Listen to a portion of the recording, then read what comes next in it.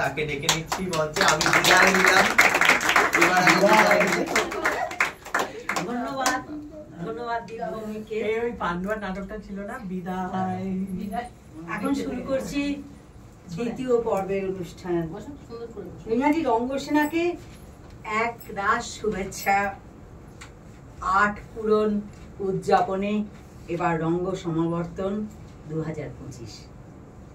ডেকে নেব রঙ্গসেনার পরিচালনা সমিতির সভাপতি শ্রী ধ্রুপদ ঘোষ মহাশয়কে। মঞ্চে তাকে স্বাগত।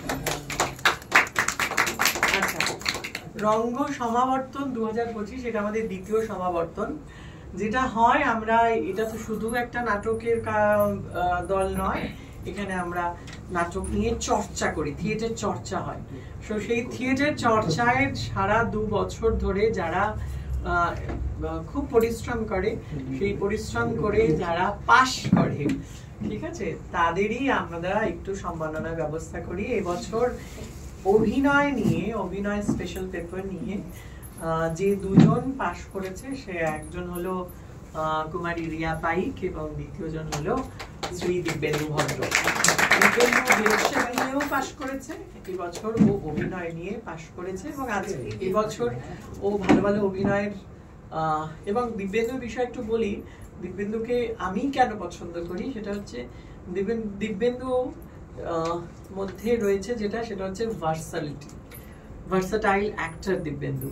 দিব্যেন্দু যেমন মেঘমালায় পণ্ডিতের চরিত্র করে, তেমনি কাদম্বিনী করে, তেমনি নন্দামাসি করে। তো ওর জন্য একটা জোরে হাততালি। দেখে নিচ্ছি দিব্যেন্দু ভদ্রকে।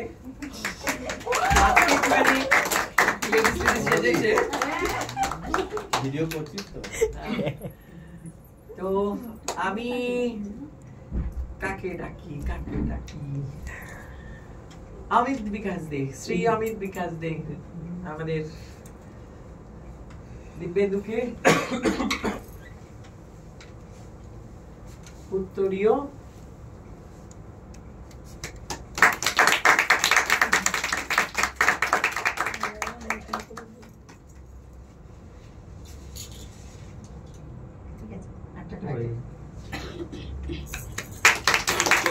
সমাবর্তন স্মারক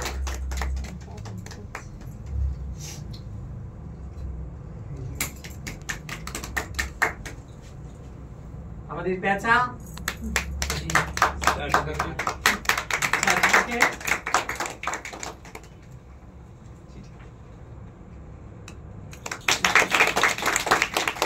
কিছু বলো, কেমন লাগবে? অনেক খেটেছি, তার জন্য পেয়েছি এটা। আর কিছু বলার নেই, সবাই ভালো করে কাজ করো। আর আমি এটা পেয়ে তো খুব খুশি। গত বছরও পেয়েছিলাম, এটা আমার দ্বিতীয় বছর। গত বছর আমি ডিরেকশনের উপর পেয়েছিলাম, এবছর অ্যাক্টিং এর উপর। এবার সেটা প্রমাণ করতে হবে যে যে সার্টিফিকেট পেয়েছি তার যোগ্য কিনা, সেটা তো মঞ্চে দেখানো হবে। আমি এই সমাবর্তনের পর বলা যেতে পারে এখন আমরা আর দিব্যেন্দুকে থিয়েটার কর্মী বলবো না, আমরা বলবো রঙ্গসেনার আর্টিস্ট।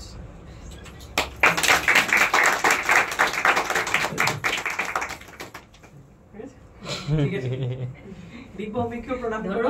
দিব্যভূমি অনেক ক্লাস নিয়েছে, দেবব্রত ঘোষ ক্লাস নিয়েছেন। পা দুটো এগিয়ে নেবে পরে। অনেক